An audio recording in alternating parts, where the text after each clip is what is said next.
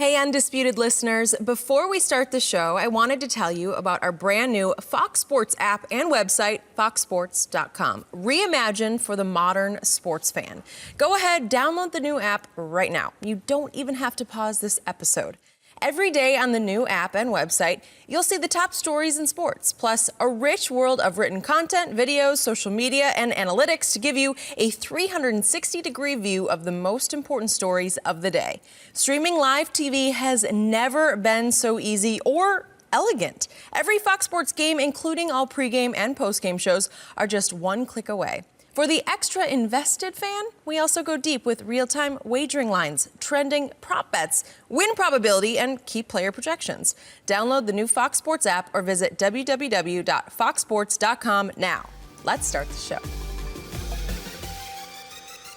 Welcome to the Undisputed podcast. I'm your host, Jenny Taft. This podcast is the full show from today's episode of Undisputed from start to finish. They've got a busy slate, so skip Shannon, let's get to it. Good morning. Welcome to Undisputed. I'm Jenny Taft, and I am joined by Skip Bayless and Shannon Sharp. How are you guys doing today? Doing great, Jenny. So, we had an earthquake here this morning in Southern California. It wasn't a big one, but it was a jolt. It knocked me right off my treadmill. And I want to remind everyone, remember what happened the last time, about a year ago, we had an earthquake. About an hour later, Kawhi shocked LeBron by signing with the Clippers. So maybe this is an omen. Maybe tonight Kawhi is going to again shock LeBron James. There was an earthquake last night, too, when I saw this top 100 list. Really? Yeah, that was an earthquake, too. Yeah. You know, Skip, that is a really good point. It really has been a year. You know what? Thank you. Somebody noticed. That makes a lot of sense. We got NBA back, but we have been talking about this NFL top 100 list, and as Shannon mentioned, there was a big shocker. The top 10 of the NFL top 100 players list was revealed last night, and you might be surprised by this one. Just 1 year removed from a 5,000-yard and 50-touchdown season. Patrick Mahomes came in 4th overall and was the 3rd quarterback behind Lamar Jackson at 1, and Russell Wilson at 2. Aaron Donald slid into the 3rd spot. Shannon, are you surprised Patrick Mahomes was ranked behind Lamar and Russ? I'm shocked, but I guess I shouldn't be shocked, Jenny, considering what you just read. But I am, Skip. They're under no guise. And Skip, and that's not to diminish anything, because I think Lamar Jackson deserved to win the MVP last year. You look at the season he had, you look at his team success, you look at they broke the rushing title for a team. Lamar Jackson last year deserved to be the MVP. So we're not debating that. That's not the issue. The issue, what we have before us, who is the best player in the NFL? It's Patrick Mahomes. If you redraft right now, it says, okay, everybody, you get one player. You can have any player you want. It's hard for me to see a scenario. Patrick Mahomes isn't number one on the lion's share of the ballot. I'm going to say 30 of the 32, 31 of the 32 ballots, he will be first. Maybe Seattle says, you know what, we like what we got in Russ. He's been here for a decade. They might. We're good with that, Skip. But when you look at what Patrick Mahomes has done over the last 2 seasons, as Jenny mentioned in the read, Skip, a guy finished 4th in the top 100 in 2019, considering he's the 2nd guy to ever throw for 5,000 yards and have 50 touchdowns in the very same season. And he finished 4th. So, Skip, and I don't want to get too bogged down in when the voting goes out, because I read an article, it says the voting goes out like late November, early December, around the Pro Bowl ballots. And then I went back, and Steve and I, my chief research guy, we saw an article said it went out sometime between November and April.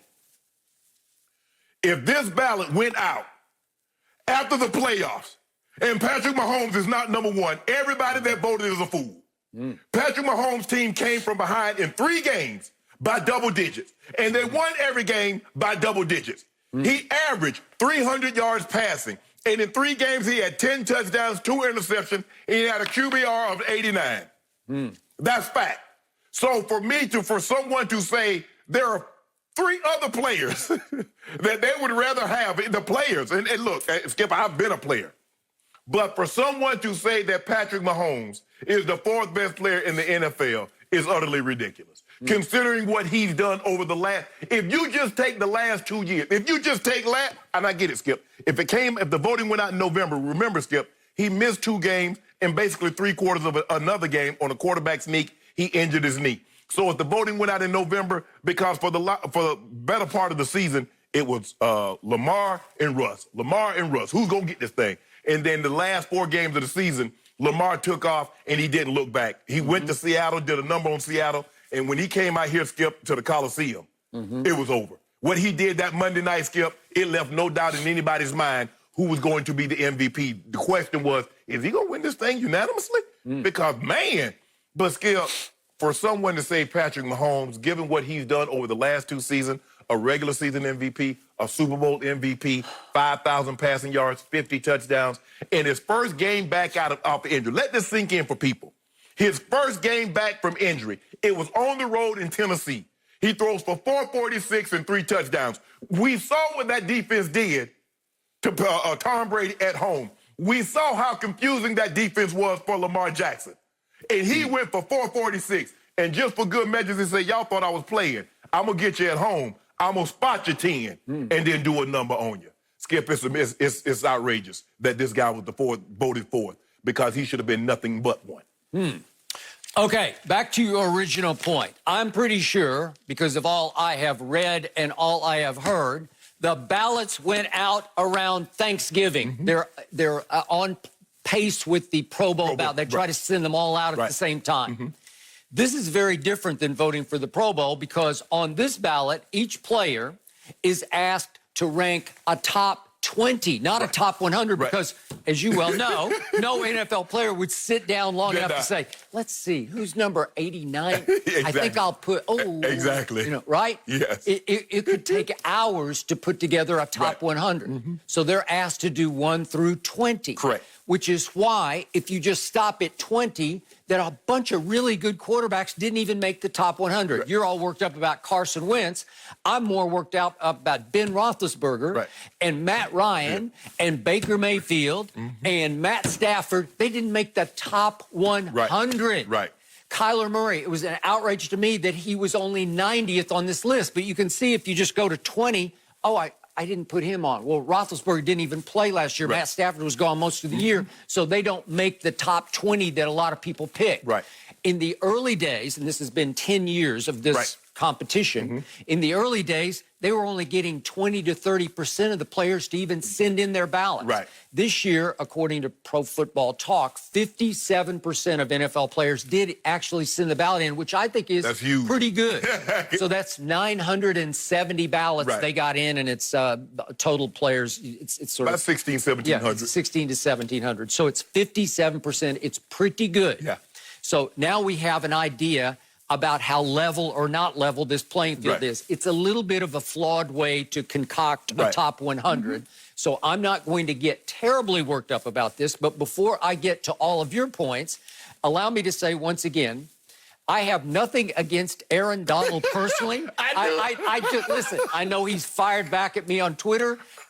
I like you. You're a good guy. You're a great guy. By all appearances, everything I've heard, he is really a fine human being. He is a team leader, a team pillar for the Los Angeles Rams. I take nothing away.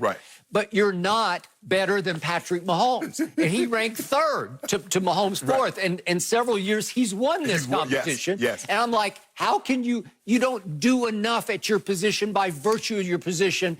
And I don't want to pile on to poor Aaron Donald, but just a quick point. I've watched 4 times he's played my Dallas Cowboys. And in those 4 games, I turn off my TV thinking, wait, was he hurt today? I don't remember him. He has 0 sacks in 4 games against my Cowboys, including a playoff game. In his 4 playoff games that he's played, he has a half a sack. It's not like he's Reggie White. It's not like, obviously, he's Lawrence Taylor or Charles Haley, where he just jumps off your TV screen and you say, Lawrence Taylor just took the whole game over. They couldn't block him coming off the edge. That used to happen with me and Charles Haley when he was a Cowboy. I'd say, they can't block him. They put 3 people on him, and they can't stop him from getting a hand on the quarterback. Okay, so enough of that. He's still a great guy, and he's really good at what he does. He's just not better than Patrick Mahomes. Now, back to Patrick Mahomes. If the ballots went out around Thanksgiving, his year last year, to me, his regular season wasn't great. It was very good, but it wasn't great. It wasn't nearly as great as his MVP season. So if we're prisoners of that Thanksgiving time moment, maybe early December moment. Maybe you're looking back at week 5 and 6. He lost back-to-back home games. Patrick Mahomes in Kansas City lost. Yeah. They lost to Indianapolis, and he scored a grand total of 13. And then he got outplayed by Deshaun Watson the very next week. And his QBRs were no good, and they were average in those games. But by his standards, they're 51 and 54. Right. And Deshaun had a 91 against him and beat him 31-24. Okay? You don't think that sticks in the minds of some of these voters? Yeah, Skip, and like you said, and like I said, Steve and I, we read an article said it went out between November and April. But to your point, but here's the thing, Skip. If that's the case, what happened in November of 2018?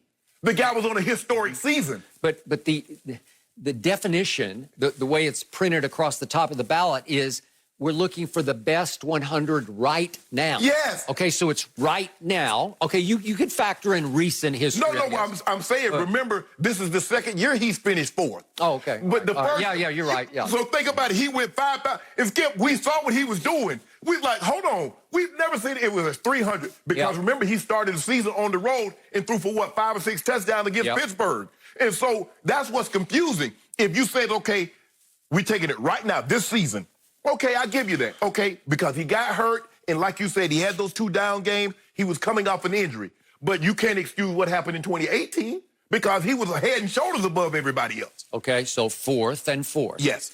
Okay, so then what happens in the playoffs? To your point, he had the historic comebacks.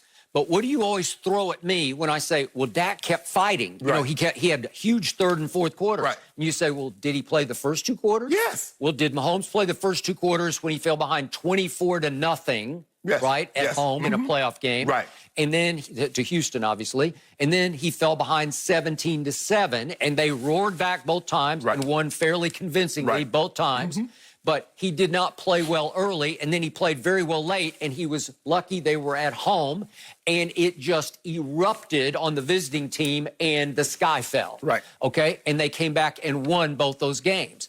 Then in the Super Bowl, they trailed 20-10 for much of the second half. And what happened? I'm going to remind you again, I'm not trying to knock Patrick Mahomes. I'm trying to keep him in some perspective.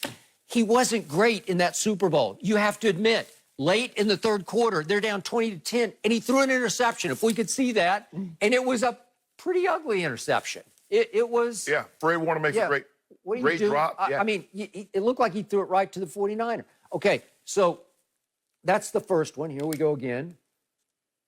He's looking for Tyreek, and it was a bad idea. Right. He just didn't see the backers dropping, okay? Then we go early 4th quarter on the next possession. They're still down 20-10, and I thought this was game over for the Chiefs. And here's another one, and it's just low and outside. You know, it's behind. I think it's to Tyreek again, and that's a really bad throw in a Super Bowl in a crucial moment, and all of a sudden it looks like they're going to be behind 27-10 at that point. It was 20. It was 20. 27-10. And I thought, this is game over. Right. And then they get all the way backed up, as you might recall. It's 3rd and 15 at their 35 with 7:13 left in the game. So it's getting late. And here he goes. He's got a rusher in his face, and he throws a punt to Tyreek, for which he has to stop, come back, and wave for a fair catch. That is not a great throw. You can't tell me that's a great play. Tyreek has to come back for it. I believe there are 2 guys in the NFL that could have completed that throw, dropping back and throwing off their back foot and throwing the ball down the field. He and Aaron Rodgers. I believe those are the only 2 guys that could have done that in that moment, retreating off their back foot, throw the ball 40-plus yards. I still say it was a lucky throw in that it was up for grabs. It could, if somebody had been dropping in a shallow zone, they might have just picked that ball off. He was fortunate. Tyreek was all alone in the flat and caught it for, 44 yards, and it changed the game. It turned it completely around. He called it. You remember they called timeout, Skip. He went to the sideline. He asked, do we have time for Wasp? And Eric Bieniemy, who's the offensive coordinator, is like, he looks at Andy. He said the kid wants Wasp. I saw that last night. He used all that. Yep. And so he called a shot. That's what Michael Jordan did, right? He told Steve Kerr, you're going to be there. He told John Paxson, you're going to be there. He said, I'm going to throw a punt. And you come back and wave for it? Just wave for a fair catch, and maybe they won't tackle you. Well, I mean, that's how it came across to me. So how lucky was he that in the 4th quarter, Jimmy G, who was ranked pretty high on this list, shockingly high, Jimmy G went 3 for 11 for a grand total of 36 yards with an interception and missed Emmanuel Sanders. Remember, with a minute and a half left, hit him wide open at the goal line and missed him. Or maybe we're having a different conversation. Right. But Skip, here's the thing: if we look at Tom Brady in 2016 against the Falcons, Tom Brady was not great the entire game. No, he was great when he needed to be. So the great players. It's not about being great for the entirety of a game, regardless of the sport. It's not about that. Can you be great when your team needs you the most? Patrick Mahomes was great when they needed him the most. When Lamar Jackson, and just not to knock Lamar, when his team needed him against Tennessee, he was not great, Skip. He was not. No, he was not. And by the way, my issue for Lamar here is he had an all-time great regular season. Yes. Because obviously he led the league with 36 touchdown passes. And he ranked 6th among all rushers with 1,206 yards, and he led the league in yards per carry at 6.9, which is absurd. That's ridiculous. So he's runaway, unanimous, case closed. He should have been the MVP. Okay. We agree on that. We get that. But he's played 2 playoff games, and by those standards, they've been miserable, right? And again, the first one was a rookie year game against Phillip Rivers and the Chargers at home, but the one against Tannehill at home, it just wasn't very. He had QBRs of 11 and 29 in those games. Skip, and if you didn't watch the game and you just look at the stat sheet, you see Lamar has over 500 total yards. And so you're like, oh my gosh. But if you watch the game, you realize he did not play well. He did not play well, which brings me to Russell Wilson. Yes. I was happy for Russ last night because he has deserved over time more credit than he has got. Yes. Maybe because he gets a little lost up there in the Pacific Northwest. Yeah. And yet, I hark back to that quote. We talked about that piece in The Athletic where they ranked their tiers of quarterbacks, which came out just a few days ago. And in the Russell Wilson section, and he was in the top tier, obviously, there was a quote from an offensive coordinator that said, if Russell Wilson were playing in Kansas City, people would be calling him the best quarterback in the NFL. Okay? Obviously, Mahomes has some serious weapons in Kansas City that Russell does not have. Hold on, time out. If I'm not mistaken, Chris Carson made the top 100. DK Metcalf made the top 100. Tyler Lockett made the top 100. And who has the better weapons? Skip, hold on. But you making it seem like he has no weapons. No, he has some. Okay, then. And DK emerged last year. That really helped. Tyler Lockett's been an all-pro. He's gone to the Pro Bowl. I'm his biggest fan. Chris Carson. He was in the 90s, wasn't he? He was in the 90s. Yes. He was the first running back that went in the top 100. Right, you know, correct. The last of the running backs who went in the top 100. What I want people to understand, they keep saying, well, Russell doesn't have anybody. Russell doesn't have anybody. Bull jive. Okay, I got it. But he doesn't have what Patrick has in Kansas City. Right. Right? Right. Okay, you would even, you would buy that. But here's my point, though, Skip. Guess who else had those weapons? Alex Smith. Alex Smith with those exact same weapons never got to it in an AFC Championship game. Alex Smith with the tight end, Kelsey, and Tyreek Hill, and all those weapons. He had, what was the running back name? He's in Cleveland now, Skip. He led the league in rushing. He was leading the league again. Kareem Hunt? Kareem Hunt. No. He never got to the AFC Championship game. So to say just because... Did anybody ever make a case that Alex Smith was even a top 10 quarterback? So my point is, if it's all about the weapons, shouldn't he be top 10 with those weapons? Okay, I'm going to remind you, Russell Wilson in the postseason is 9-6, which is pretty great, all things considered.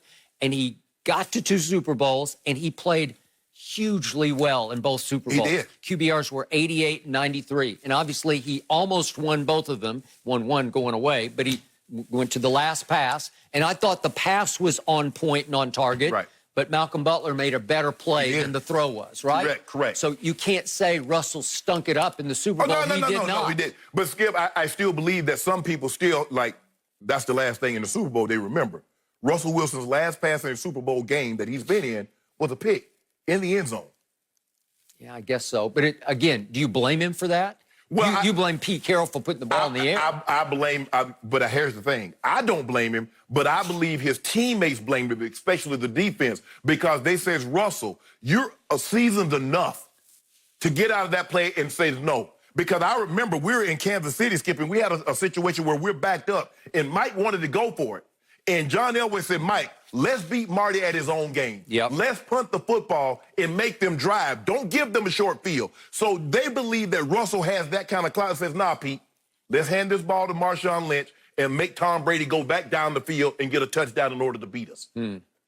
I don't have a problem with Russell Wilson being ranked above Patrick Mahomes, giving the criteria of this voting and the timing of it. Yes, I agree with you. If it went out in November, Skip, Patrick Mahomes had missed 2 games and 3/4 of another, and he had 2 losses early in the season. I'll give you that. I will give you that. If that was if that's when the voting went out. But Skip, it's hard for me to see a scenario when the previous year, if the ballots went out at the same time and Patrick Mahomes was on this historic, he was on pace to throw almost 60 touchdowns. Okay. I just want to remind everybody, Russell Wilson has been the starter in Seattle for 8 seasons. He has the 2nd most wins in the NFL over those 8 to obviously Tom Brady, who's no longer in New England. But the point is that he's made the playoffs 7 times in 8 years, and the one time they missed, he went 9-7. Yes.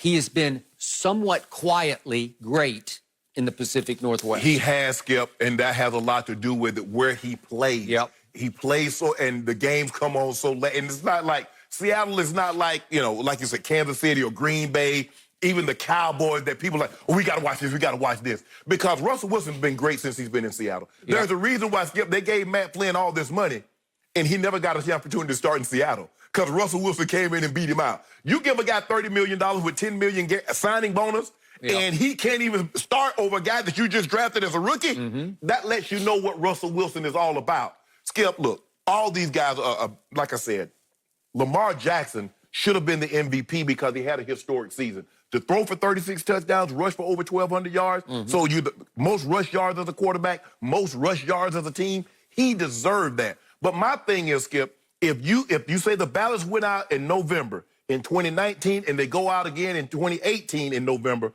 I don't understand how Patrick Mahomes finishes 4th the year he wins the MVP. That's what's confusing. He finishes 4th, he wins the MVP, and he throws 50 and 5,000 in the same season.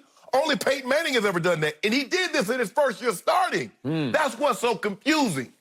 Maybe the takeaway is that there ain't no takeaway. A lot of these players are not seeing in Mahomeboy what Shannon Sharp is seeing in Mahomeboy. I think that's what's starting to happen. I think they're saying, I don't know, Unc. Yeah, I know.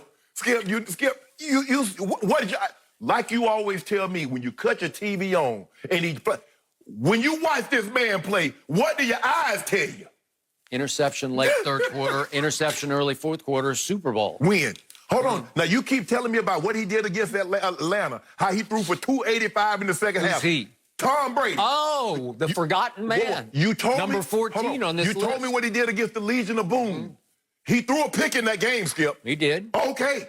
So, but he was great when he needed to be great. Patrick Mahomes was great when he needed to be great. And he's the 4th? Come on, Skip.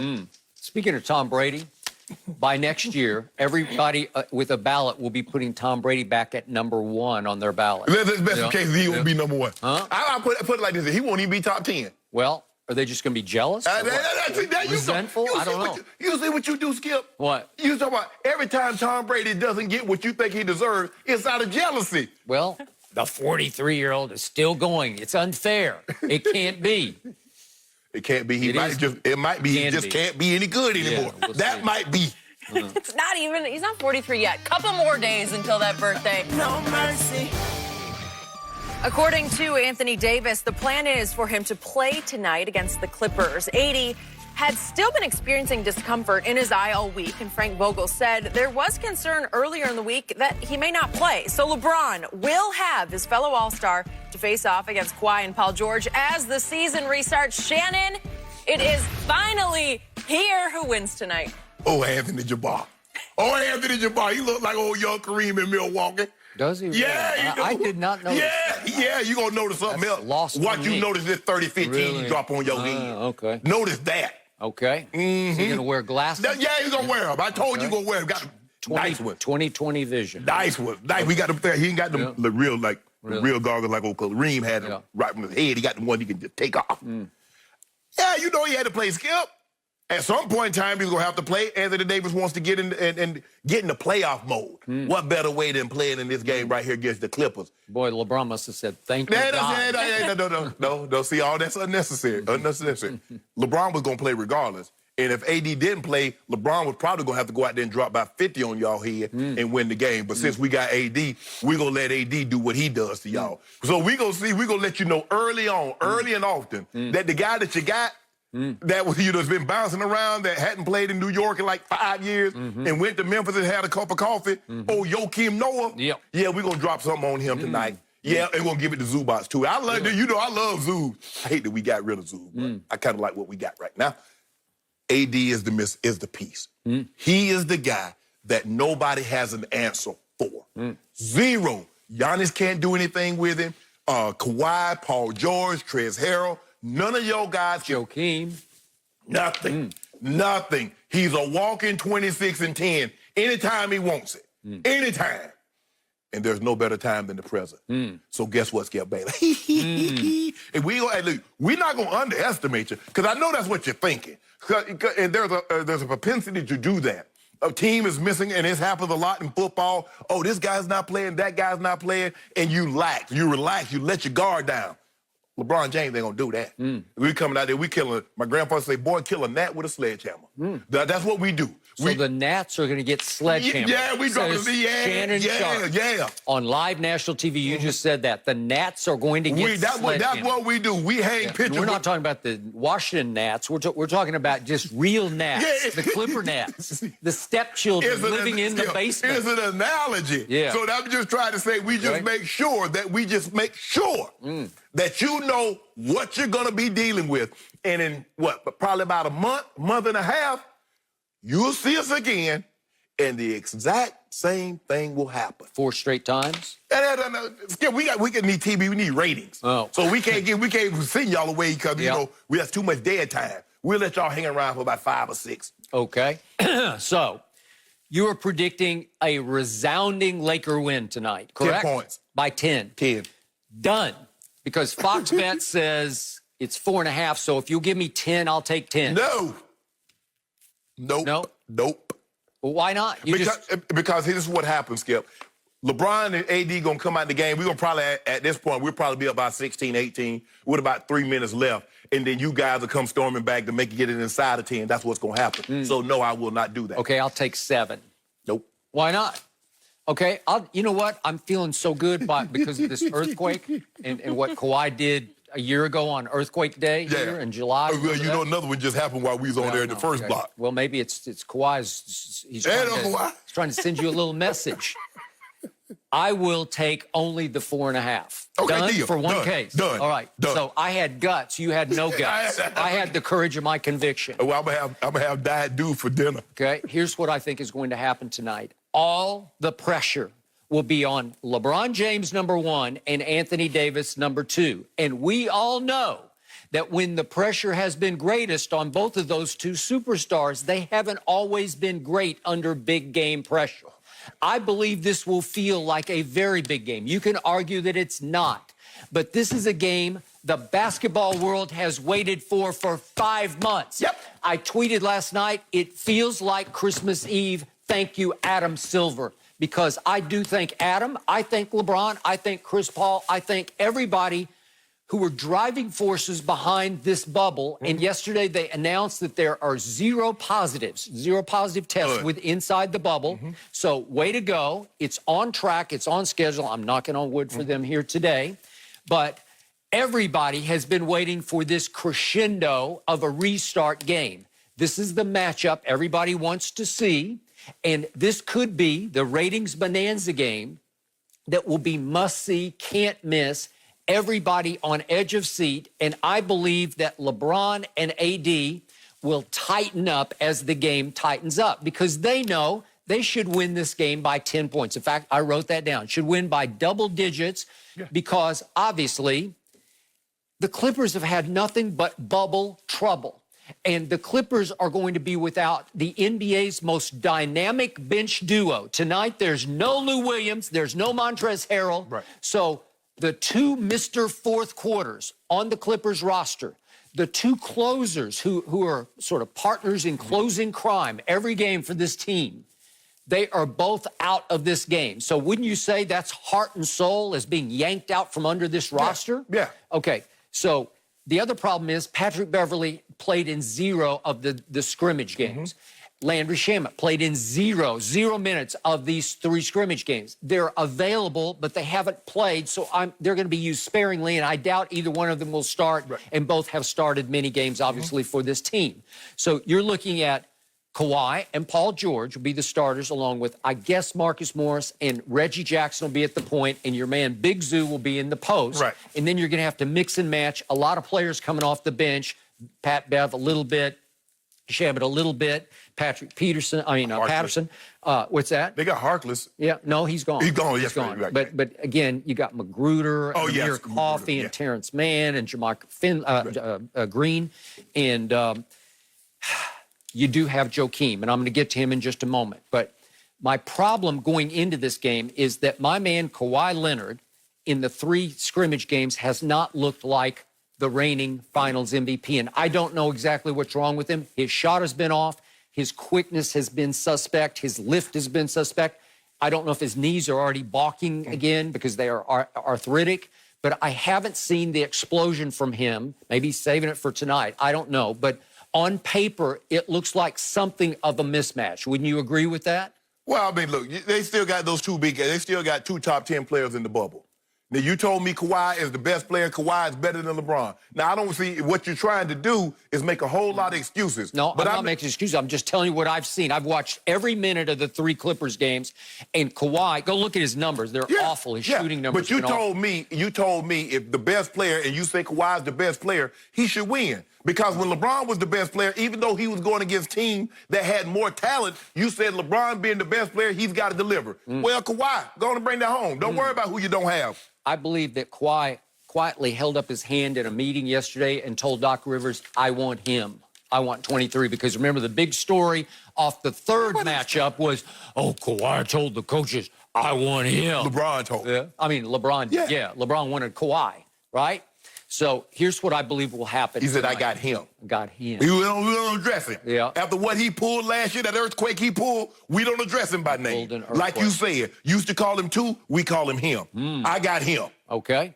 So I believe that both teams will play rusty tonight. I believe both will play a little bit tight because all of a sudden it'll be like, what are we doing? How hard can we go? Can we push our bodies? Will we be able to avoid injury tonight? Because all of a sudden you're taking it up to a pretty high level, coming off this scrimmage level. And you got to realize LeBron didn't play. A lot of the guys didn't play the last game. So you're going from 0 to 100. Okay. So I'm looking at a game that will shape up like the opening game of the season. Remember that one on opening night? The game was tied going to the 4th quarter. Can you remind our viewers what happened in the 4th quarter to your Lakers? The Clippers won. That's all that matters. All that matters is that Anthony Davis goose-egged in the 4th quarter. He came up with a grand total of 0 points. LeBron James came up with a grand total of 2 points, and Kawhi Leonard did take that game over, and they won going away. The Clippers did. Okay. Okay? I think this game will shape up that way, except there's no Lou Will, there's no Montrez, obviously. So I think this will be a close game going to the 4th quarter. I believe the Clippers will play inspired underdog basketball because whether you like this or not, the Clippers despise the Lakers. What you think? You think we inviting them over for tea? Nope. But who is the overdog in this one? Who is the prohibitive favorite? Who is the team that is favored to win it all? It's the gold team, right? No, y'all. No. Actually, the Clippers favored. are. No, we saw that. We just talked about this yesterday. No, but that's some experts picking. Okay. But and you an expert, right? Oh, you're not you are. You're an expert on LeBron James. You say it's a done deal. It's over. What time is the parade, says LeShannon Sharp. We have to do a virtual parade. Okay. Yeah. So here's what's going to happen in the 4th quarter. I believe that it'll be scratch and claw time for the underdog, for the team that lives in the basement at Staples, the stepchildren of L.A. They will rise up and play inspired basketball led by Joakim Noah. I told you, I keep watching him, and he keeps taking over these scrimmages. They're just scrimmage games, but Joakim has been there and done all that. He played for those really good Bulls teams. He made a couple of all-star teams. He had one really big year in Chicago. Man, the last time Joakim Noah been good, Noah built the ark. Really? That was the last time Joakim Noah been good, Skip Bayless. You know he hadn't been good. First of all, he signed that massive deal with the Knicks. And the Knicks want a refund because he did absolutely nothing but party. In his last couple of years in Chicago, he wasn't very good. So let's stop this notion that Joakim Noah, all of a sudden, he was Hakeem Olajuwon on the defensive end. Will you stop this? Joakim suddenly smells championship. Does he have a championship? He does not. No, why doesn't he? He happened to be on the Bulls, and when LeBron James was where? He's got a college championship. A lot of people got a Anthony Davis got one of them as a freshman. There are a lot of guys that got those. I've been watching a Joakim who has been dominating games with his Against energy. who? With his energy. Against who he dominating? Okay? I'm just telling you what I see. I'll tell you what my eyes tell When the me. last time you see him dominate a guy like AD?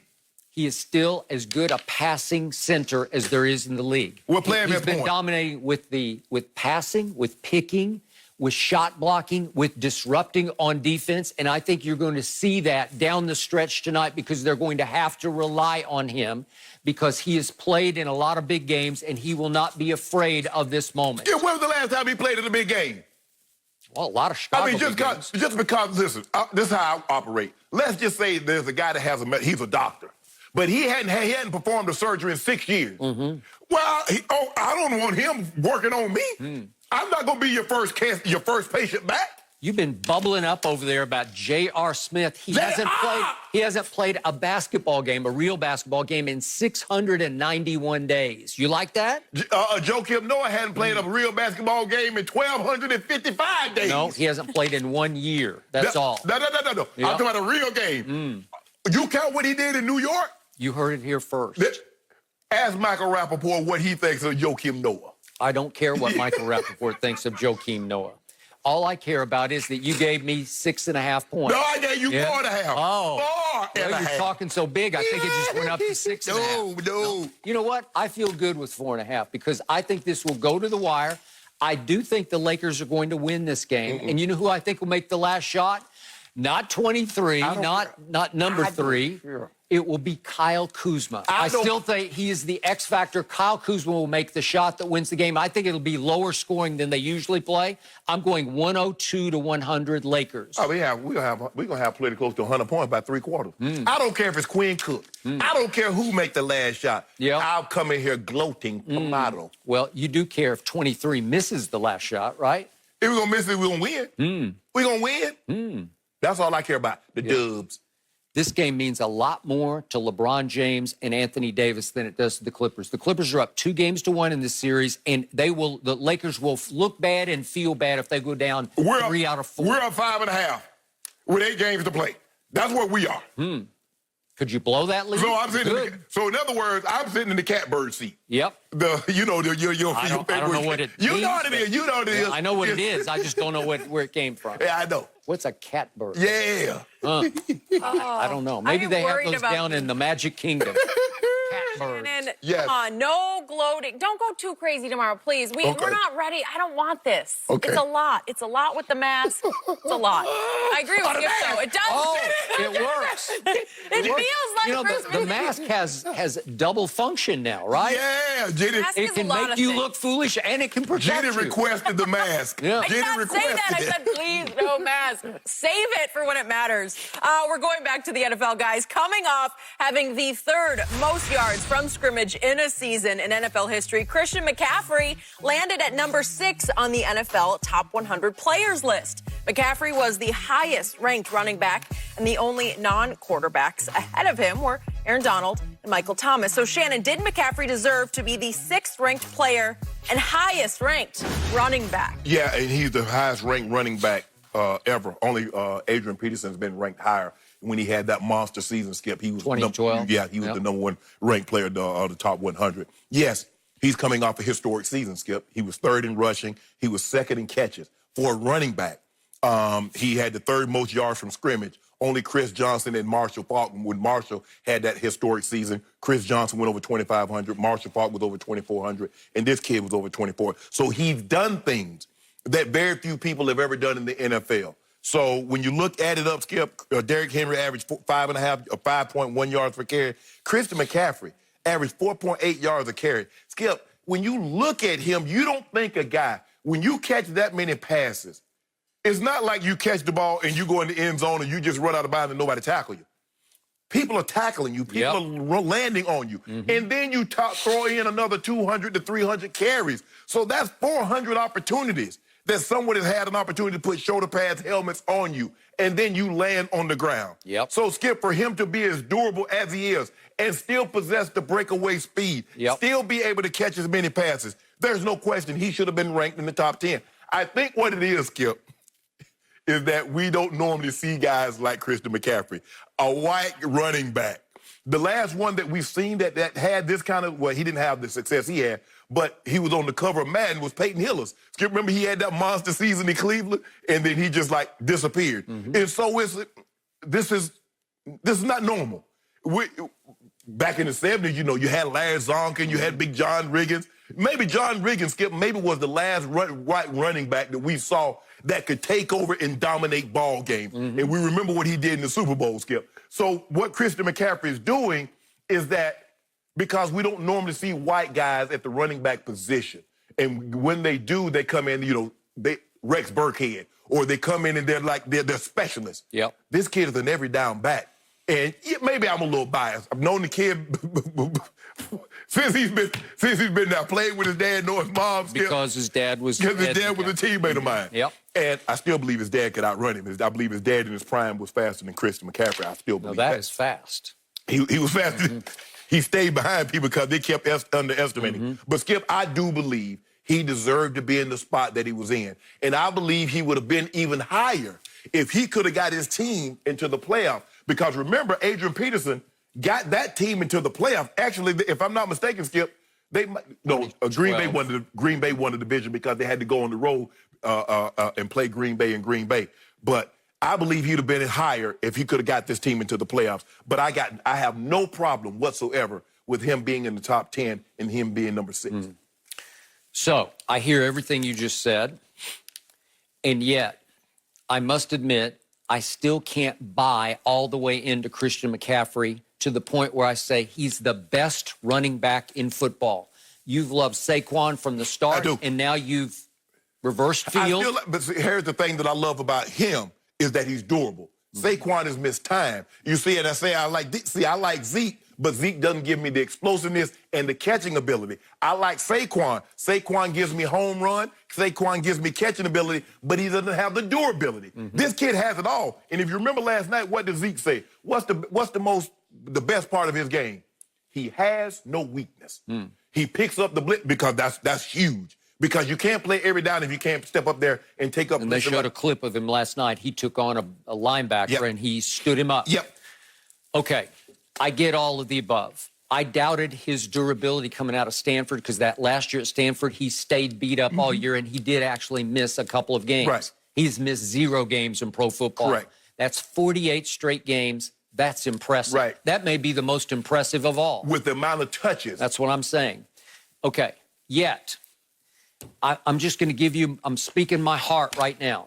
If you told me, push comes to shove, going into next year, you can have Zeke or you can have this kid, I'm still taking Zeke. And again, I'm a Cowboy fan, and I have been a Zeke fan. I've had my doubts about his year last year, but Zeke's got some magic to him where I know he can take over a game and impose his will on a defense in ways Christian McCaffrey can't because he's just not big and physical enough. He's still impressed me, but he cannot establish the run between the tackles the way Zeke is still capable of doing. I didn't see it consistently last year, but my point is, I think he's a great kid. We had him on at the Super Bowl, as you recall, and he was a lot of fun to be around. He's incredibly entertaining and obviously very comfortable with himself, comfortable in his own skin, and he's growing on me as a player and as a young man, as a leader of their franchise. And boy, they stepped up and said, you are it for us. We're going to pay you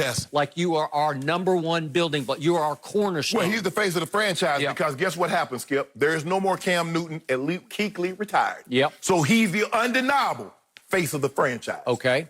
Now, to the point you made, and I will speak from the white perspective, I will be the first to admit I might have a little bit of white unbias, if you will, or it's definitely anti-bias. Because I still look at him and I say, this can't be happening.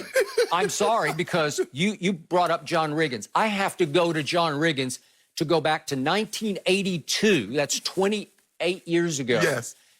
Is that right? Yeah, 38 years ago. Yeah. 38 years ago. Sorry, 38 years ago. To find a year in which I said a white running back is the best back in football because John Riggins took over the league that year. Remember, it was a strike shortened year. But he took it over down the stretch, and in the Super Bowl, he carried 38 times for 166 yards. And remember, he broke the game over with a 43-yarder in the fourth quarter against the Miami Dolphins. And I said, Riggo is it. Right.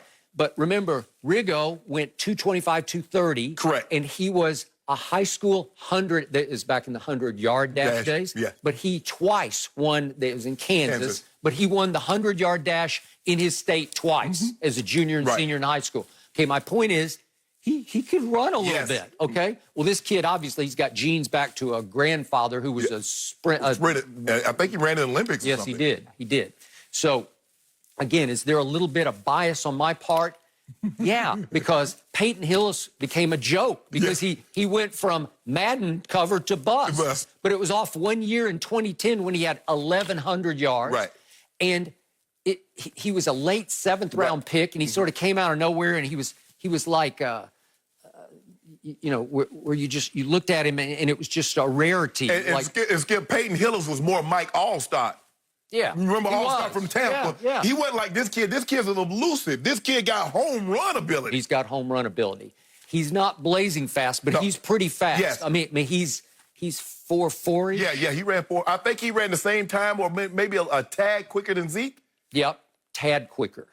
Zeke has lost some of his burst, but the point is he's growing on me, but yet I still look at all these other running backs who are behind him, and man, Dalvin Cook and Saquon and even Aaron Jones had a special year last year. Nick Chubb just exploded on the league last year. It's just hard to believe that he is dominating this league right now. But I can't take anything away from him except he's not transcendent within his franchise. And I know they've had quarterback issues. Cam stayed beat up, and they're mixing and matching quarterbacks. But his records were 2017, they won 11-5. But Cam had a lot to do with that. And remember, he didn't do much. He only ran for 435 yards as a rookie, and it was his yards per carry were 2.7. Did you see? Would you have said that's the number one running back? No, you would not have. He started catching it, but then the teams, as he started carrying more, they went 7-9 and then 5-11 last year. So did he dominate the league on the scoreboard? I mean, in the wins-loss column? No, he did not. And I think that's one of the reasons why they put him at 6, because he did have a historic season. Skip, but if you look at this kid and what he did, you mentioned Dalvin Cook. Look what Dalvin Cook has outside. He has Thielen, he had Diggs. To lift coverage, to say, oh, no, okay, you drop these guys, they got to go one-on-one. You look at Zeke. Look at what Zeke had. He had Cooper and Gallup. If you look at, who else? Cleveland. They got Jarvis Landry, they got Odell. Imagine if this kid had receivers outside that could lift the coverage. I mean, I love DJ Moore, but that's one. Right. Yep. And then the Cowboys' offensive line. Oh, man. Imagine if he had that. And you going into the game saying, we got to stop one guy. They ain't got but one guy. And he still come out the game. He going to have 25 carries for 108 yards, and then he going to have 10 catches for 117 yards. That's what he's doing. Well, can they go win a Super Bowl with him as the driving force? Well, they're going to have to get some... Teddy Bridgewater making $23 million. He's going to have to show why they paid him that and moved on from Cam. DJ Moore is going to have to continue to build, and maybe they're going to have to get someone outside to help DJ Moore. But I like what this kid is doing. I'm not surprised. I'm not surprised that he's been this good. I'm not. Well, he comes from a bloodline, a long bloodline of very successful athletes. Yeah. And I congratulate him because last night, that was an achievement. Yeah. Your peers are saying you're the best running back and you're the 6th best player. Well, his mom says she's a better athlete of the family, says she's better than ASO. Yeah. What was she, like a volleyball? She was a soccer player. Yeah, so I'm going to take Lisa at her word. I remember covering him in college, too, and he's an incredible piano player. Yes. What can't this guy do? Yes. I mean, truly, he is incredibly talented and, like Skip mentioned, impressed us at the Super Bowl. And cool that, hey, Shannon, you can take a little credit for this. You've known him for a while, right? I take a little credit. No mercy. According to sources close to LeBron, his competitiveness can be oppressive, overwhelming, and antisocial. The source also told True Hoops' Henry Abbott that LeBron, quote, struggles to be around the normally motivated, gets impatient with those who don't work as hard as he does, and has little tolerance for mistakes. So, Shannon, what does this tell you? It tells me what I already knew. That's how all the all-time greats are wired, Skip. They can't understand why someone else can't do what they do. They don't realize that's what makes you unique. Only you can do it and make it look easy. Michael Jordan got so upset. Bruh, you might. Kobe got upset. Kobe! Bruh, everybody can't do this. Skip, and I think all the greats, because I think the thing that made John Elway and play with Ray, I think the thing that why we got along so well, they knew that I was equally as invested as they were. I put as much time into my craft as they put into theirs. And what great players don't like, if, okay, you're not as talented, but if they don't see you working hard, it's going to be a problem. And I think LeBron looks at it, and LeBron, see, Skip, great players' legacy are affected more by other players. See, when JR did what he did, that didn't affect Kevin Love. That didn't affect Tristan Thompson. That didn't affect JR. Kyrie losing, that didn't affect Kyrie's legacy. The greats are affected, are impacted. And he says, hold on. You have so much control on how people view me, and you're not going to put the time, you're not going to invest like I'm investing. Yeah, that would bother him. That I can totally see LeBron being rubbed by people not giving it maximum effort, by people not investing in their body in the gym like he does. And it can become a problem, Skip, and we've talked about this a lot. The greater the player, the harder it is for him to pick talent, because he's like, man, why can't you do that? That is so easy. Look at Skip, Michael. He's still struggling. He tried to pick talent with the Wizards. He couldn't do it. He's in Charlotte. He couldn't do it. You look at Isaiah. Isaiah's with the Knicks. People don't realize, Skip, Isaiah Thomas was with the Knicks, and he couldn't build it. Nope. Normally, it's the players that weren't very good or just average that do a great job of picking talent, with the one exception with Jerry West. He's the one exception. But you look at guys like I think Larry Bird has been something of an exception. He did Go good. ahead. Yeah. He was unbelievable. But Skip, when you look at R.C. Buford and you look at the guys that are doing these teams, they're like, how you pick the, R.C. Buford, walk-on college football player. Now, Tim Duncan, I'm going to say Tim Duncan aside, because everybody was going to take Tim Duncan #1. So you don't get to, but you find a Kawhi Leonard, and you get Tony Parker, then you get the Manu Ginobili's, and you get those guys like that. Skip, when you start picking on down in the draft, Skip, you get top 2, top 3 picks. Come on. I ain't getting nobody no credit for picking LeBron. You don't get no credit for picking Magic Johnson, Kareem like that. But when you start getting the Kawhis, and you get the Tony Parkers, or you go and you find the Klay Thompsons, okay, now I'm going to give you some credit. But Skip, I'm not surprised. And I just think the thing is because I think people look at LeBron as being a nice guy. And people like Kobe ain't nice, Michael ain't nice. And so they have this perception of what they think LeBron is. But behind the scenes, he's just as competitive and driven, and gets just as upset when he doesn't feel guys are carrying their weight and he sees what they're doing not to add to the pot. Okay, now back to reality. Here we go again. This was LeBron's answer to The Last Dance. Oh, my God. This was a LeBron confidant planting a story right on schedule, right here on the day of the restart. Welcome back game. Thank you, God, we got our basketball back. And some confidant close to LeBron James is planting the story that he's every bit the demanding, cold-blooded taskmaster, the leader, the maker of men that we saw Michael Jordan be in the Last Dance documentary. And we're hearing that LeBron is oppressive, that LeBron is overwhelming, that LeBron is even antisocial. And I'm saying, what? That's the biggest bunch of baloney I have ever read. Why did Kyrie want to lead in? Well, where did this come from? Somebody, what's the quote here? A source who knows LeBron very well. Okay. It wasn't me. It'd be close to you. I'm pretty sure. My best guess, this came from Rich Paul. It might have come from Maverick Carter. These men are brilliant at what they do. They have genius in image making. They don't just control the LeBron narrative, they invent the LeBron narrative, and that's what they did here to fight back The Last Dance, which was a crushing blow to LeBron James' legacy, especially in the leadership vein. Because remember what David Blatt said in the middle of the documentary? He said that Michael Jordan was all about the us, not about the I, and he obviously coached LeBron James. Remember what Mike Malone said? That he coached LeBron for 5 years, an assistant in Cleveland.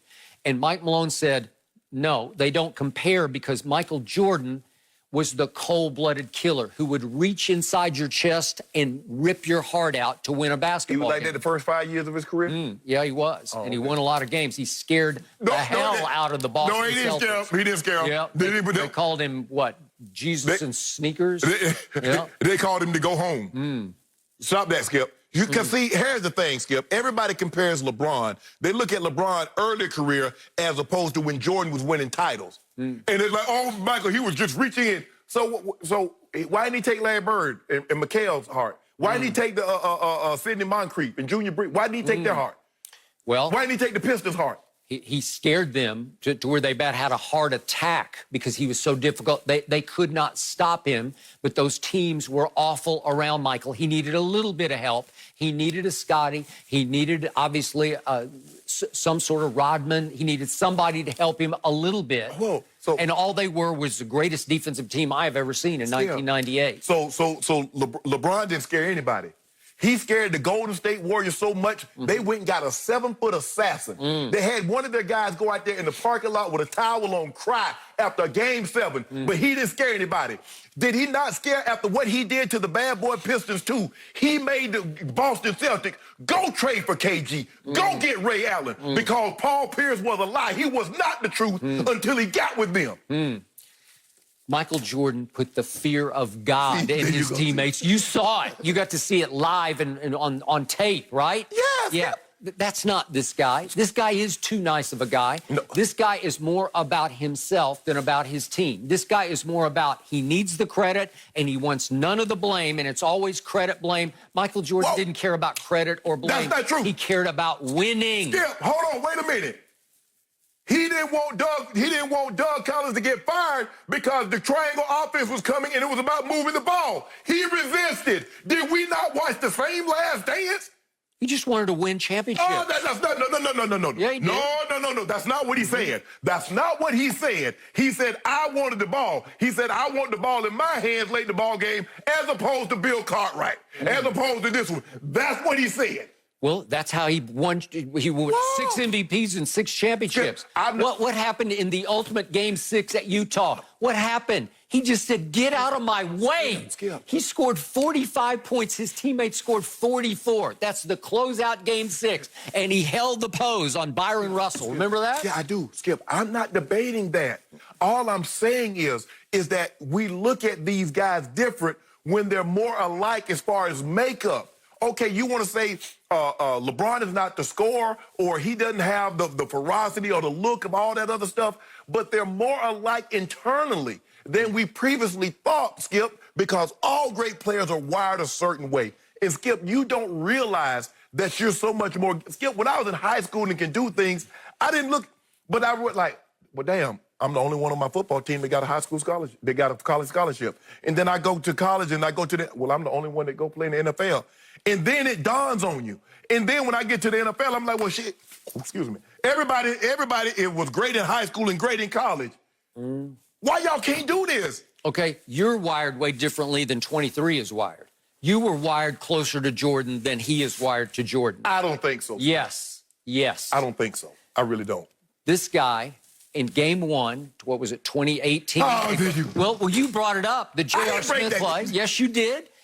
He just said, I don't want to associate with these guys. They were tied with Golden State going to overtime, and he sits a seat apart from his team as if to distance himself, socially and emotionally distance himself from his team. Now everybody going to be 2 seats apart now. What's going to be the excuse now? Well, you know what he did. And then he pouted, and then he quit on his team. He wouldn't even take a shot for 2.5 minutes of overtime until they were down 7 points before he took a shot. Scored 2 points in overtime. He quit. You know it, and I know it. That's so opposite. That's un-Jordan-esque. They came to get the ball out of his hands. You knew that. I know that. What had they been doing the whole game? He'd scored, what, 49 points in regulation? And they say, you know what? If somebody else goes off and beat us, we can live with that. We're just not going to allow 23 to get hot in overtime and beat us after we fought back in this game. Skip, look, you and I both know.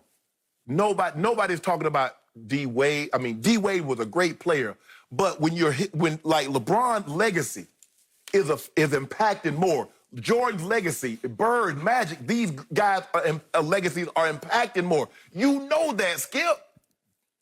Just don't try to sell me that he's a heartless, profane tyrant when it comes to leading his team. Skip, leaders come in many different shapes. The great leaders understand. Okay, you think Coach Belichick talked to Lawrence Taylor like he talked to Tom Brady? Well, he wasn't the head coach yet. I think he's talked to a lot of great players in New England that way. You think Bill Parcells talked to Lawrence Taylor like he talked to everybody else? He called Terry Glenn sheep. You think he ever said that to Lawrence Taylor? Absolutely not. You have to understand, as a leader. I don't know that for sure. I don't know that. You know LT. You know LT. Well, it was hard to criticize his performance. You know LT. I know LT. Yeah, I do. LT was wide different. I got it. Okay. So, but my thing is, Skip, is that when you're a leader, and you're a leader of men, and you're trying to lead men, the great men, the great leaders understand the buttons that they need to push to get each guy to operate at their maximum level. All Jordan knew how to do was pull teeth. Sometimes you got to, get a kid a lollipop. Okay, he's all lollipop. There you go. The buttons he pushes are lollipop buttons. He's good guy. He's good. It's all positive reinforcement. Yes. I love you, man. Let's hang out. Let's do this. Yeah. Here's some beats. Yeah. Yeah. Right, like that. Buy your suit. That's what I mean. That's okay. Yeah, he's not going to terrorize people the way Michael Jordan terrorized. No, he ain't going swinging on people, and that's great on his part. Okay. Well, don't tell me oppressive, overwhelming. Don't tell me he's antisocial. He is none of the above. Yes, he can be. Narrative. He can be. Yeah. You antisocial. No? So are you. No, I ain't. No. Don't put me in that case. We different. We wide different. Really? Well, you tell me you're the loner who just sits at home by yourself. I am a loner. I mean, that's why the quarantine didn't bother me. Yeah. You guys are two of the most competitive individuals I have ever been around. I don't even try to compete with anything between you two. I just, moderate the best of my ability. No mercy. The top 10 of the NFL Top 100 Players list was revealed last night, and there was a shocker. Just 1 year removed from a 5,000-yard and 50-touchdown season, Patrick Mahomes came in 4th overall and was the 3rd quarterback behind Lamar Jackson at 1 and Russell Wilson at 2. Aaron Donald slid into the 3rd spot. Let's welcome in Super Bowl champ and Fox College football analyst Reggie Bush. Good morning, Reggie. Good morning. How you guys doing today? We're doing well. We're doing well. We've been debating this list all day, but really, I want your opinion. Reggie, are you surprised Mahomes was ranked behind Lamar and Russ? Yeah, I was very surprised because how do you have a $500 million contract and you still the number 3 or 4 player in the NFL? Like, that doesn't make sense to me. So what are the other 3 guys getting? Because if they should be getting the same kind of money as Mahomes, if they're considered better than him. But one thing I do love about this list is I love seeing 3 African-American quarterbacks at the top of the list. But if we're talking about Patrick Mahomes, the total package, nobody is better than him. I love Lamar Jackson. He is my favorite player to watch in the NFL right now because he is the most exciting player, I think, just from a sheer athletic standpoint. But when we're talking about all-around players, he can do it all. Patrick Mahomes is number 1 in that category. His contract backs it up. His stats back it up. He got a Super Bowl and a Super Bowl MVP this year. So I don't know he can become the number one player. I don't understand. I agree with you, Reggie, and I said the exact same thing because if you look at it, last year he finished number 4. And last year he threw for 5,050 touchdowns in the very same season. Only one other person had ever done that in the same season. That was Peyton Manning when he had that historically great season back in, 2012, 2013. And so for me, when I look at Pat Mahomes and says he's finished 4th after winning the MVP of the regular season, after throwing for 5,050 touchdowns in the same season, he comes in 4th. And then he follows it up with a Super Bowl MVP, win the Super Bowl, come from behind in 3 playoff games by double digits in order to win those playoff games by double digits and average a quarterback, QBR. Skip loves quarterback rating, which measures the scale of 1 to, it goes to what is it, Skip? 0 to 100. Is 89 any good? So if you play 3 games, you average 89 in the playoffs when the winner take all stakes. That's what he had. Average 300 yards passing, 10 touchdowns, 2 interceptions. If Patrick Mahomes, with what he's done, can't be number 1 after that, there's no possible way for Patrick Mahomes to become number 1. It's not possible. If you do all those things and you still the number 4 player in the league, like what else can you accomplish? There's literally nothing else for him to accomplish this year. He did it all. He's at the pinnacle. And so that's why I say he's the best, man, when it comes down to it. Before I launch on this, a quick aside about the headphones you're wearing, Reggie Bush. They look suspiciously to me like Texas Longhorn colors. And I wondered, is that a tip of the cap to the team that beat your USC team in the national championship game? Is that what it is? I would never do that, Skip. You wouldn't do that? I don't know. But I like them. I like them. Even though I hate Texas because I'm an Oklahoma fan and I hate burnt orange, but it looks good on you. All right. We got a love-hate relationship, me and Texas. Thank you. So, back to the question at hand. Here's why I have no problem with Russell Wilson being ranked above Patrick Mahomes. I would not have had a problem if Russell Wilson had been ranked number 1 on this list. And by the way, if you watched it last night, and I know my partner did. I did. They quoted a whole bunch of players. I thought for a while we were heading toward Russell being number 1 because a bunch, and then some of the experts, I think Jerry Rice said, well, Russell Wilson's the best player in the game right now. Okay, let's talk about the biggest game in pro football. Let's talk about the Super Bowl that Reggie played 1 of and Shannon played 3 of. What did Russell Wilson do in the 2 Super Bowls he played in versus the one that Patrick played in? Speaking of QBR, Russell Wilson was sensational twice in Super Bowls. You can argue he should have won both of the Super Bowls. He made what I thought was an accurate pass at the end of the second one against New England, and Malcolm Butler made the break of the century. I've never seen a break on the ball, especially at the goal line like that one, to disrupt that pass and not only knock it down, but intercept it and end the game. The point is, Russell went a QBR of 88 in his first Super Bowl in the rout of Denver, and then a 93 against Tom Brady. And Patrick Mahomes in his Super Bowl was average. He had a 54. Shannon says, what about the whole playoffs? Well, he had a 54 in the Super Bowl. And just very quickly, can we see the 2 interceptions he threw late in the 3rd quarter and early in the 4th quarter? These are both 3rd down plays. The first one is just a bad idea. He doesn't see, who is it? Fred Warner. Said, yeah, it's Warner. Dropping. Yeah, he just that was a bad throw. Okay, that's just a bad idea, and it's just a bad throw. And I thought, you're down 20-10. It looks like you're really in jeopardy. There we see it again. And then the next one, here's another 3rd down play early in the 4th quarter, and it is low and outside. This is a horrible throw. Well, he was trying to save him because you know that safety's coming. That front side safety's coming. You see, watch this. Yeah. If he leaves him, see what's going to happen? He just can't throw it that hard. So he just saved his life through an interception. You know what? I don't know many quarterbacks. I don't know many quarterbacks. He does have to sit down, right? He should have. He got to sit down. But it's an ugly interception. They're down 20-10, and I thought, that's game over. And that leads to the 3rd and 15 play, 7.5 minutes left in the game.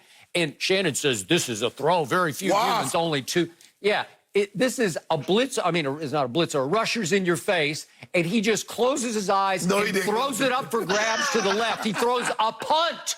He throws a punt, and Tyreek has to break off his route and come back and wave for a fair catch. I've never seen anything like it. They got away with the play for 44 yards. It changed the game. It tilted the playing field. And meanwhile, Jimmy G in the 4th quarter is going 3 for 11 for 31 yards with an interception. Missed Emmanuel Sanders late in the game for the touchdown that would have won the game, or maybe won it with a minute and a half left. But the point is, he didn't play great. So, again, what's the money game? It's the Super Bowl. Well, I can't sell that. Well, Skip, see what you do. Hold on. So I just want to make sure I'm hearing you correct. Yeah, you heard me. Do not mention Tom Brady in 6 game-winning drives in the Super Bowl, because he did not play great from start to finish. At the end of the day, you tell me it's about the fourth quarter, and does he win the game? Did Patrick Mahomes win the game? By default. Well, he did. No, he did. Was Jimmy G not awful in that game? Hold on. At the last Super Bowl that Tom Brady won, was Jared Goff good or bad? He was mediocre. He got exposed. I think that's the last we saw of Jared Goff. Jared Goff was horrible in that Super Bowl. Thank you. Okay. All right. He did not play well. Okay, we have no problem with Lamar being the MVP last year because he just ran away with it. He led the league in touchdown passes, and he was the 6th best rusher as a quarterback in the whole league and led the league in yards per carry. Well, you can't argue with any of that. No. Okay, so we get that. Now, back to the point that Shannon and I made, Reggie, about the voting. The ballots go out around Thanksgiving, so it's concurrent with the Pro Bowl ballots when they go out. And players are asked to rank only their top 20 because, Reggie, you remember your playing days. You're not going to sit down and put down 100 names. Nobody's going to do a 100-name ballot. So they're asked to do a top 20, and the points count 20, 19, 18 as you go down your list, right? Hey, Skip, before you go any further, Reggie, they know we're not even showing up unless we get them PA checks. So Right, that's it. We don't care about that unless we get a check. Okay, I got it. But if you're looking at last year's regular season, Mahomes lost back-to-back home games to Indianapolis and Houston. And his QBRs in those games were 51 and 54, which are mediocre scale, 0 to 100. So you can't sell his regular season as remotely as great as the previous year. Whoa, Skip, hold on. If I'm not mistaken, didn't Russell lose prior to November to the Baltimore Ravens? Didn't he lose to New Orleans with Teddy Bridgewater? Russell, what's that happen? Okay. And all I know is that Lamar Jackson has never, ever, ever beaten one Patrick Mahomes. Okay. Yeah, and this is what I would say. And this is what I would say. My pushback to that is the way Patrick Mahomes is the most complete all-around player, with Russell Wilson either literally behind him or maybe even edging him a slightly, but only because of consistency. Because I say Russell is the most consistent because he's done it longer at a higher level. Lamar Jackson is the most exciting right now. He's the most electrifying player that you will watch on TV. Patrick Mahomes, he does it all. He's electrifying. He's exciting. He makes the passes at the end of the game. He has the game-winning drives. He's a complete package. Okay, but Reggie Bush, I think I just heard you say that you just might give a slight edge to Russell Wilson over Patrick Mahomes, correct? Because he's done it longer, not because of when we're matching up stat for stat. Like right now, Patrick Mahomes, because he's coming off of a Super Bowl and a Super Bowl MVP, is leading, right? But Russell has done it for a long time. Russell has Super Bowls. He's been to 2. He's been to multiple. So I can't just throw him out of that and say that, because Patrick Mahomes is the new kid on the block, he's the newest one, that somehow he's better. I think they're all bringing something different to the table. Right. And the thing, this notion, Reggie, is that, Seattle, Russell doesn't have anything. DK Metcalf, Tyler Lockett, and didn't they take a receiver? I think they took another receiver early in the draft last year, and Chris Carson. All those guys were top 100 players. So let's not pretend. And Lamar Jackson had 2 offensive linemen, and he had Mark Ingram in the top 100. So let's not pretend like they're just playing with nobodies. Right. Yeah, they got weapons over there. Mahomes has weapons. Russell Wilson has weapons, but it's just about how they utilize those weapons. And right now, I think Mahomes is getting the best out of all his weapons. Shannon Sharp, who has the best weapons of these 3 quarterbacks? Skip. Who has the best? It's obviously Kansas City and Mahomes. But all I'm saying is we never said those weapons was tremendous when Alex Smith had them. He never got to an AFC Championship game. He never got to a Super Bowl. He never even got a vote for MVP with those very same weapons that Pat Mahomes went 5,050 with. Did he ever even make the top 50? No. I don't know about the top 50. All right. We need Reggie to stick around. We're not done talking about this list. No mercy. Coming up, having the third most yards from scrimmage in a season in NFL history, Christian McCaffrey landed at number 6 on the NFL Top 100 Players list. McCaffrey was the highest-ranked running back, and the only non-quarterbacks ahead of him were Aaron Donald and Michael Thomas. Reggie Bush is still with us. So, Reggie, I start with you. Reggie, do you believe McCaffrey deserved to be the 6th-ranked player and highest-ranked running back? I think he does, because I think when you look at the top, 5, 6 running backs, let's say Derrick Henry, Nick Chubb, Ezekiel Elliott, maybe even throw Chris Carson in there. Christian McCaffrey brings something different than all these guys. Christian McCaffrey can do things that none of these other guys can do. He's the most versatile player from the running back position right now in the NFL, because he can catch a ball out of the backfield. You can utilize him as a receiver, as a slot receiver. He can play strictly running back and run between the tackles. And just because, if you want to, you can line him up back there as a punt returner, and he can still be just as effective and strike fear in a punt return, in a punt team, and be just as good. So I think Christian McCaffrey is the most versatile of all these guys. Derrick Henry is a different kind of player. You can't compare him to Derrick Henry.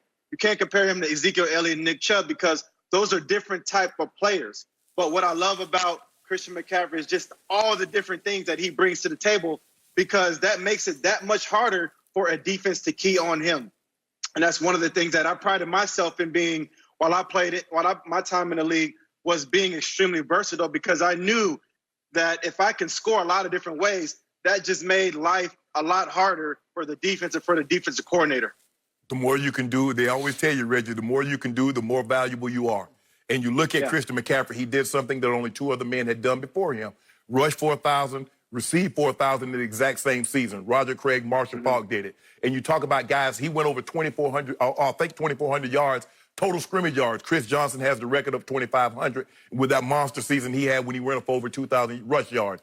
When you look at him, he was right there. He was 3rd in rushing. He was 2nd in catches behind Mike Thomas. But when you look at it, he only finished like 100, 150 yards, 200 yards, maybe behind Derrick Henry. But he had almost 800 more receiving yards. As you mentioned, when you look at guys, I look at Saquon Barkley. Saquon Barkley can catch the football. He's explosive, but he's not durable like this kid. Yeah. Zeke Elliott can run the football, but he can't catch it. He's durable. You look at Chubb, you look at these other guys. Derrick Henry, he's not the receiving threat. So as you mentioned, Reggie, when you combine what he can do in the pass game, what he can do in the run game, running between the tackles, he plays every skip. We've never seen a back. I don't know if we've ever seen a back play, maybe Marshall Faulk, that plays every single snap. He doesn't have to come off the field. There's nobody coming off the field. Okay, we got a 3rd down specialist. Okay, we got a short yardage specialist. He's that. He's everything. I misspoke earlier, Skip. Early on, I think in 2018, I think Le'Veon Bell finished 5th. And then Todd Gurley 1 year finished 6th. So Christian McCaffrey, we know Adrian Peters with that monster season he had in 2012, 2,097 rush yards. He was number 1. But I believe they got it right. But I think the biggest thing is, Reggie, when you look at it, let's get the elephant out the room. He's white. He plays running back. That's what's got people baffled. How can the best running back in the NFL, with all these brothers playing running back, be white and he be the best? That's what this is about. But I believe they got this one right, Skip. I really do. By the way, that is baffling me, and I'm white. Reggie, I told Shannon I have to go back to 1982 to a point when I last considered a white guy as the best running back in this game, and that was John Riggins. I know, Reggie, it's way before your time, but he took over a strike-shortened NFL season down the stretch for the Washington Redskins, MVP of the Super Bowl. But John Riggins went 230 pounds, and he was a 100-yard dash champ in high school in the state of Kansas. So he could fly for his size. He was a rare talent for his time, but that's 38 years ago, and I did not think that in 2020 we would see any kind of white running back suddenly vault all the way up to 6th on the top 100 list and be ranked number 1 in the whole National Football League. So maybe I have some sort of anti-bias that way, because I keep telling Shannon, man, I keep trying to buy completely in, and I can't buy completely in. But, Reggie, let me turn it back to you. because the question is, do you have a greater appreciation for Christian McCaffrey because he reminds you in some ways of you as a player? I do. I have a huge appreciation for what he's doing because it's everything that I wanted to do. You know, it's everything that I wanted to be and that I tried to be. And he's doing it at such a high level. And when we talk about his versatility, you know, to me, one of the things that I missed out on that I wish I could go back and do is when I got to year 8 and 9, I wish I made that transition to slot receiver because I could have put another 5-6 years at the end of my career. And I think Christian McCaffrey can do that same thing because we all know running backs have a life expectancy in this league, right? And so to play at a high level like he's doing, I say, let's say in a perfect world, 8 years, right? At that 9th year, he can switch to slot receiver, be just as explosive, be just as effective, and maybe even make himself some money on the back end because of that switch and adding more years to his career because he's saving his body. He's not having to go through that same torture when you got to run through those tackles. But the thing is, Reggie, is that he's having so many touches early. I don't know if 8 years is possible. You think about 116 catches and you throw a 250 to 275 rushes and all those hits and all that on the people landing on top of you, you landing on the ground. That's an awful lot.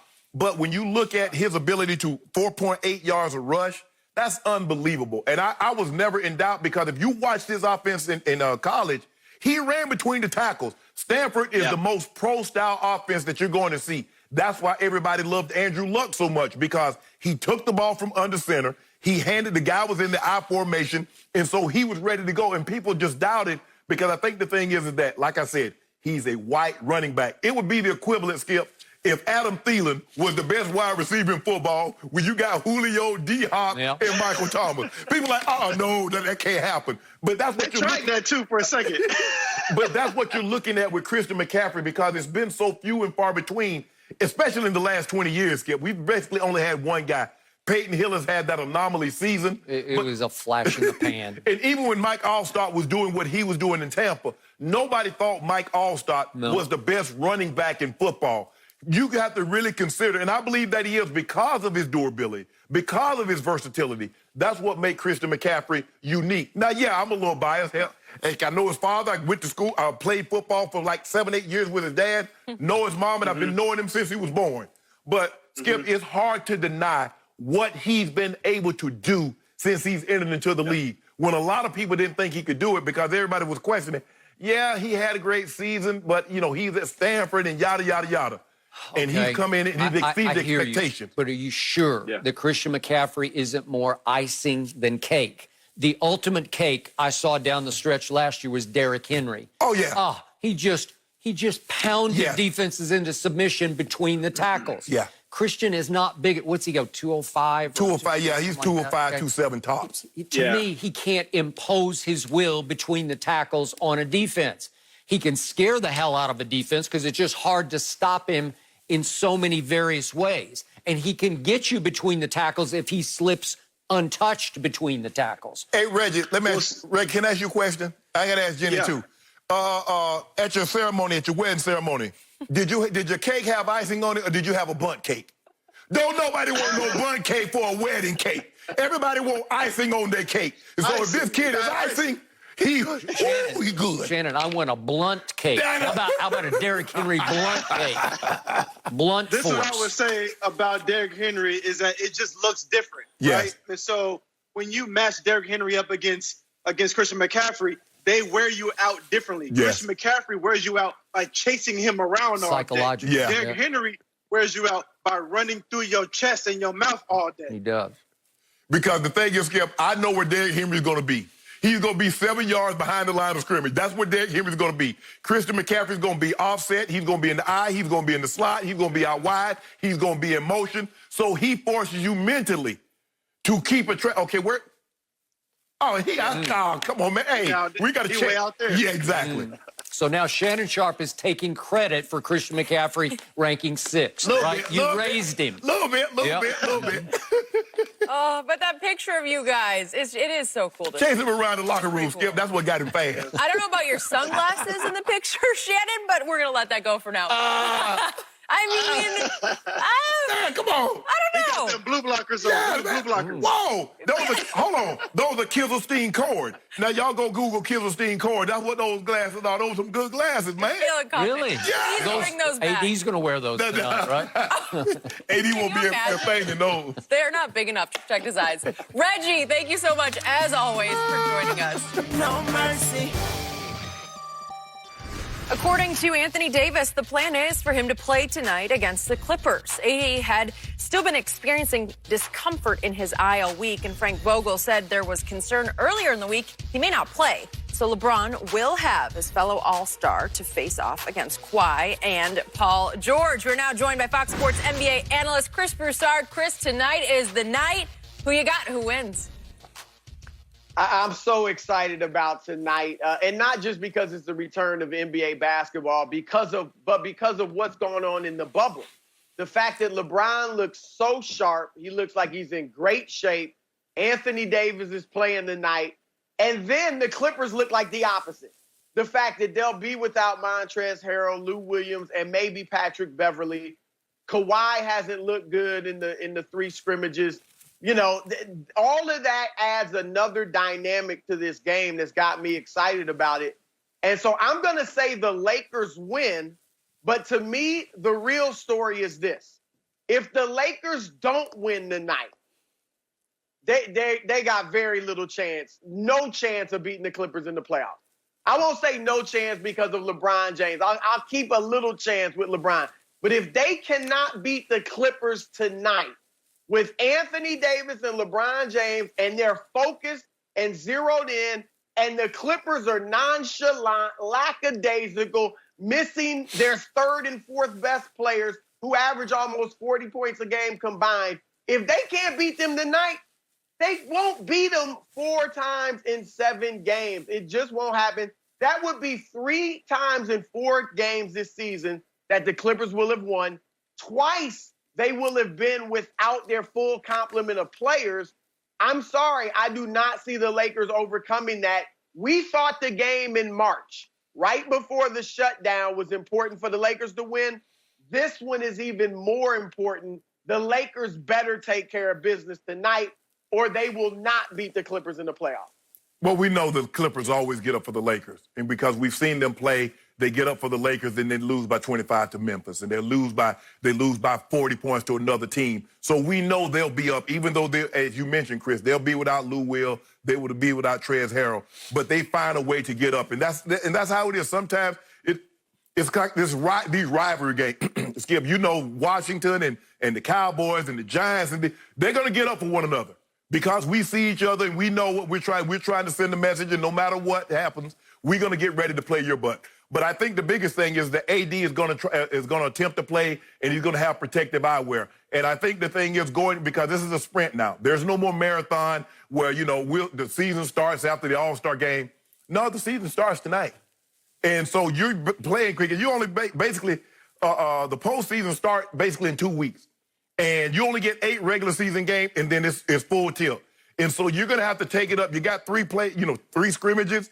And so basically now you're going from 0 to 100. I ain't worried about that. Oh, go Jay. You don't sound very confident, Shannon. You want to put something on it? You don't sound very confident at all. I tell you what I do, though, Chris. Since you love to go eat brunch, we going to brunch. Let's bet a brunch. You got the Clippers, I got the Lakers. He picked the Lakers. The Lakers will win tonight. They better win tonight. They better Hold on. win tonight. Hold on. You see what he tried to do, Skip Bayless? I don't think he tried to do anything. He tried to do what you do. Well, I'm going to take the Lakers tonight, but I got the Clippers to go to the finals. I ain't going to let you do that, Chris Broussard.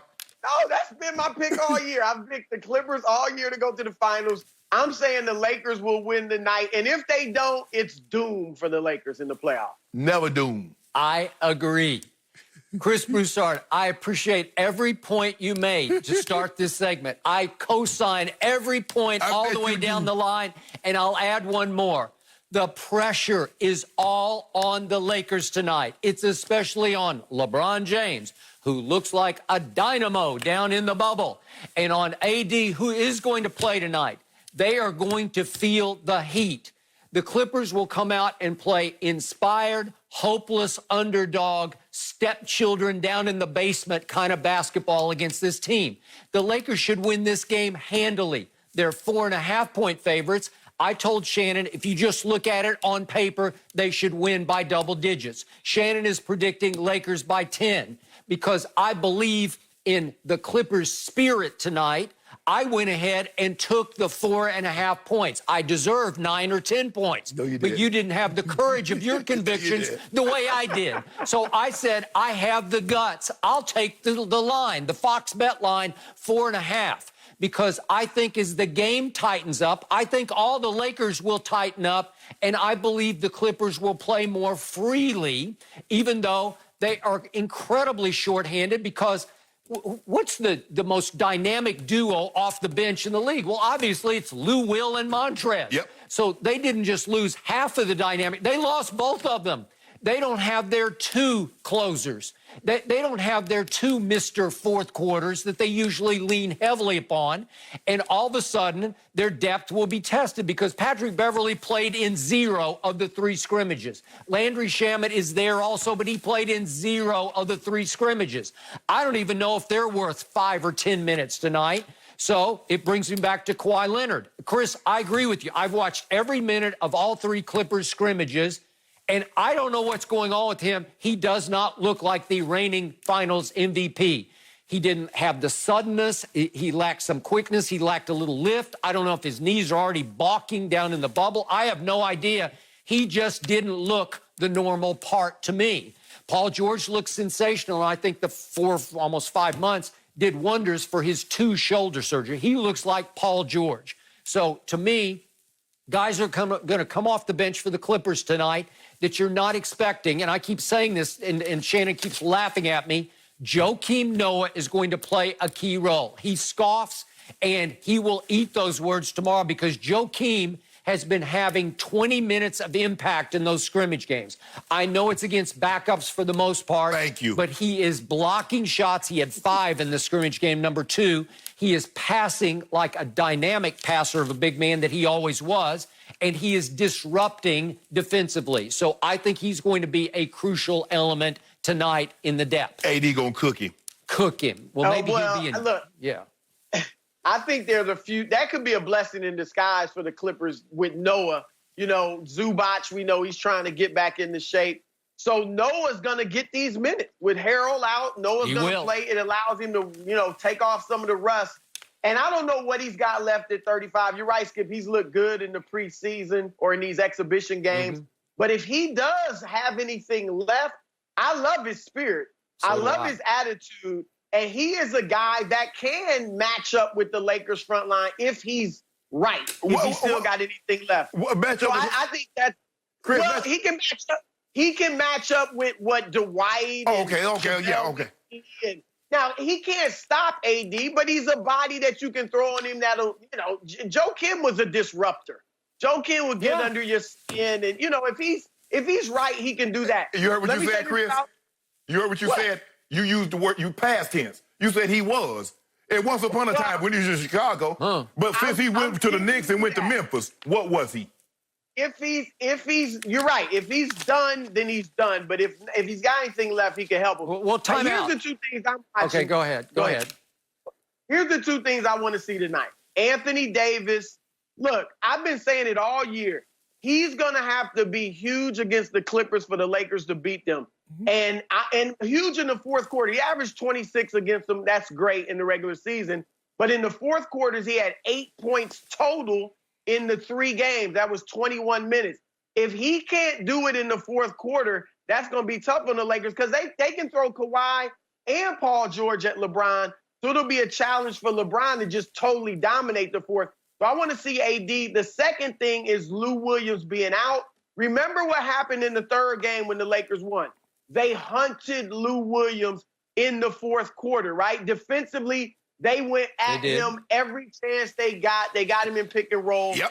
What will they do now? If Doc Rivers had taken Lou out, maybe the Clippers would have been better off. So I want to see how the Clippers defend the Lakers in the fourth, and then what the Lakers, how they attack them when Lou is not there.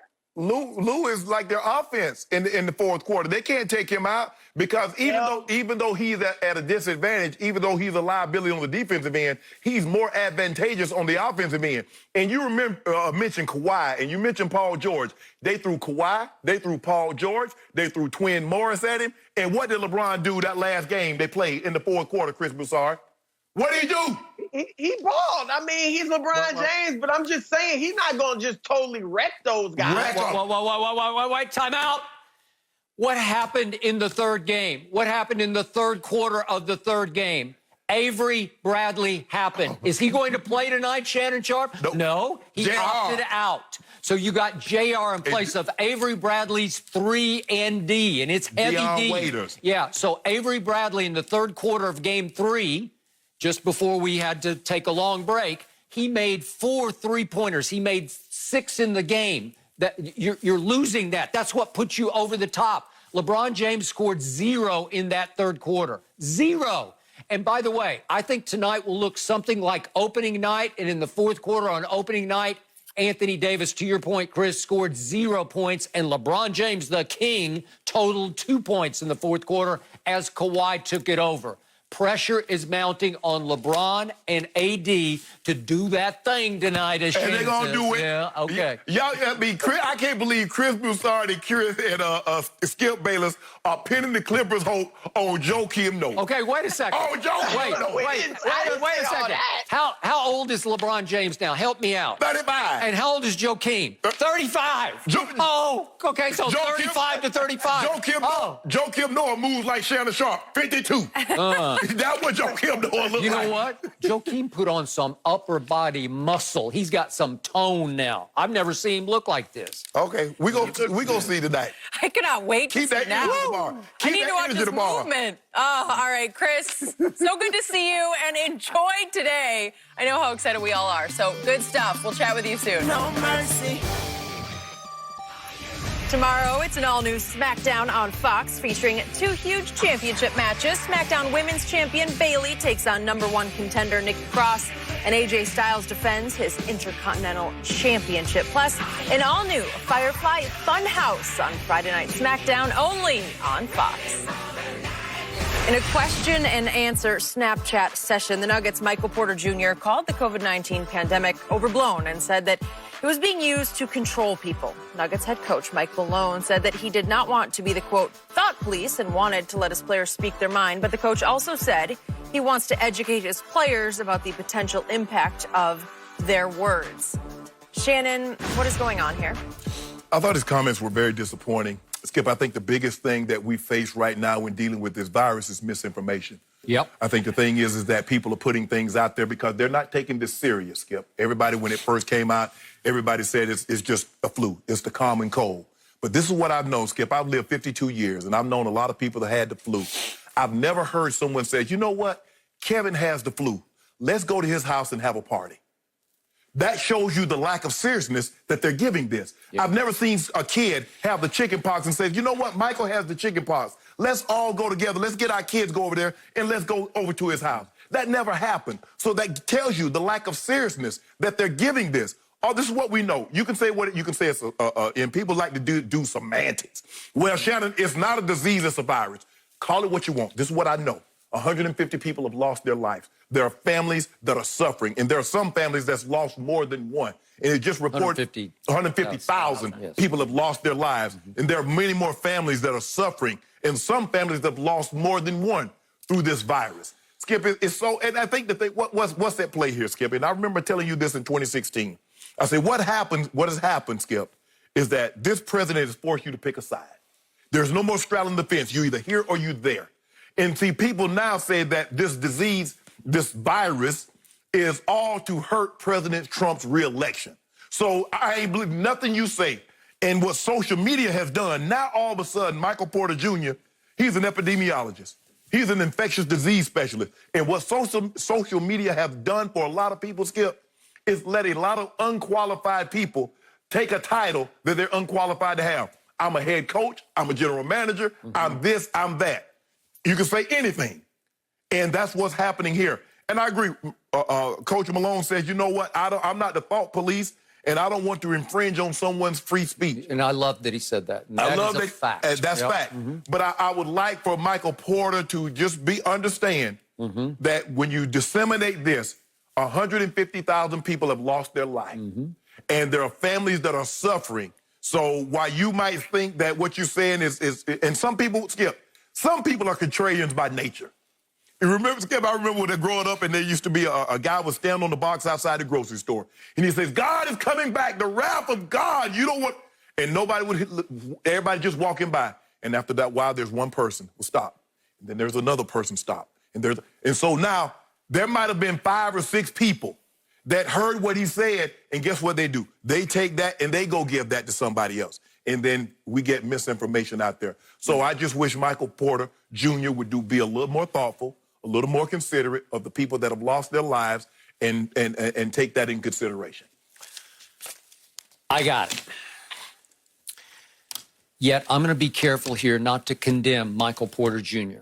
He's still a very young man. Just a month ago, he turned 22 years of age. He's been hurt a lot in his college and his pro career. He was the 14th overall pick 2 years ago by the Nuggets. He's not been in this spotlight much before. And he does have to learn that people are going to take very seriously what he says because he represents the Denver Nuggets as a professional basketball player. Right.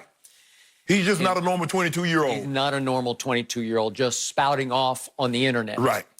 So he must speak responsibly as opposed to recklessly. He must know what of he speaks.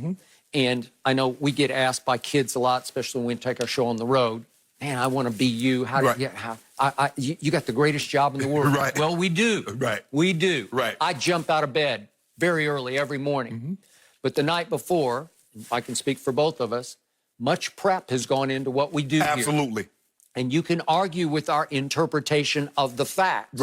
But we both speak the fact. You can't argue with the facts that we have researched and that we have basically memorized because we don't have teleprompters or we've jotted it down on our pages here.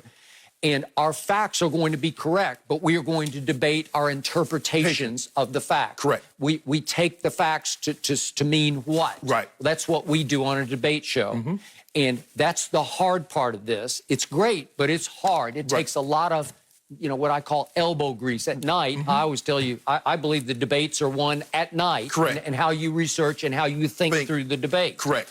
Okay, so when I read his comments, I wasn't sure what conclusion he was leaping to here, but I don't believe it's a fact that coronavirus was a big lie, a big worldwide lie perpetrated on the world so that people would be forced to go buy and wear masks and then ultimately be forced to be inoculated with a government-recommended vaccine. I don't believe it's that. I know that's not an opinion that is only his. I know there are a lot of people, and to your point, that runaway discounting of coronavirus has gotten us where we are right now. See Miami Marlins. What were they up to now? 17 positives? Okay. Has the death toll been somewhat exaggerated because some of the deaths weren't exactly caused by corona? I don't know, but there's that school of thought out there also.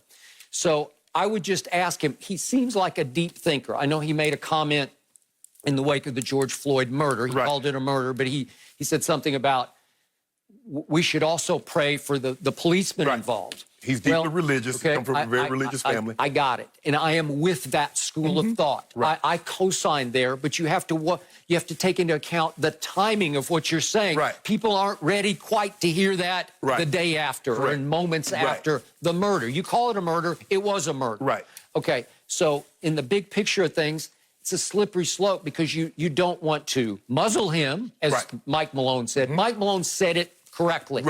You just have to think through what you're saying. Think about the timing. Think about the repercussions of what you might say because you have influence. You have impact.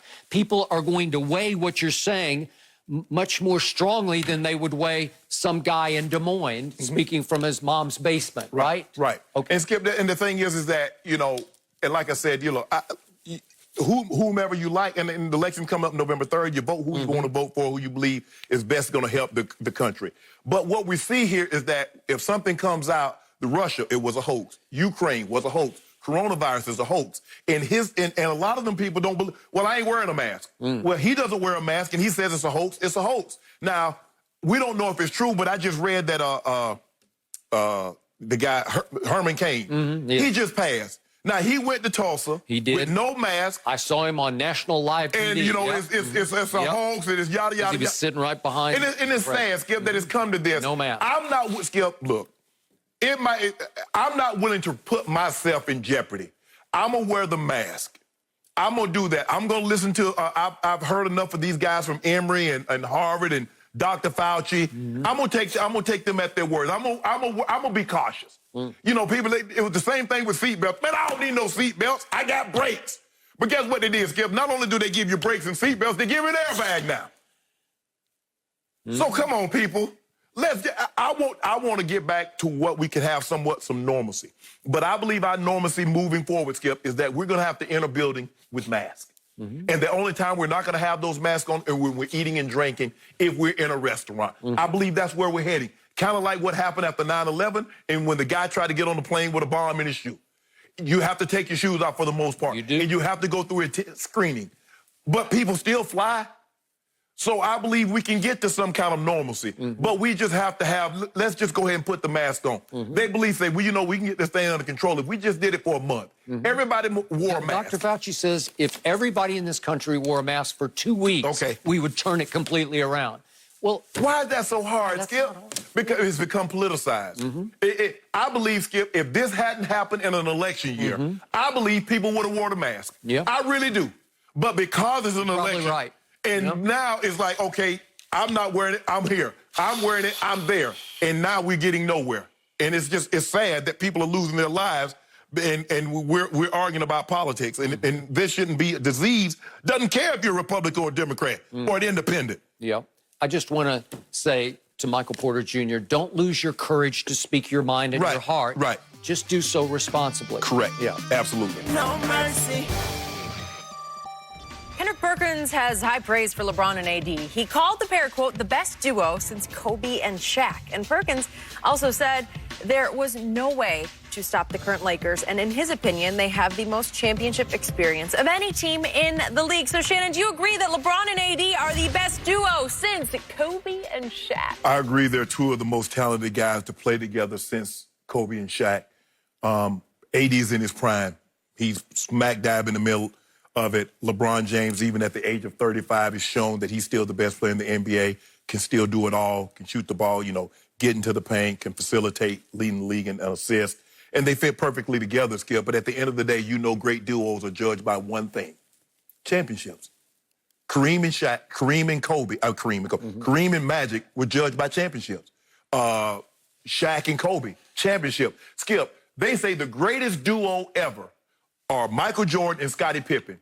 And Scottie Pippen wouldn't rank nowhere near Kobe and Shaq as far as talent. Nowhere near Kareem and Magic as far as talent. But because what did they do? They won more than these other duos did. They get the credit as being the best duo ever.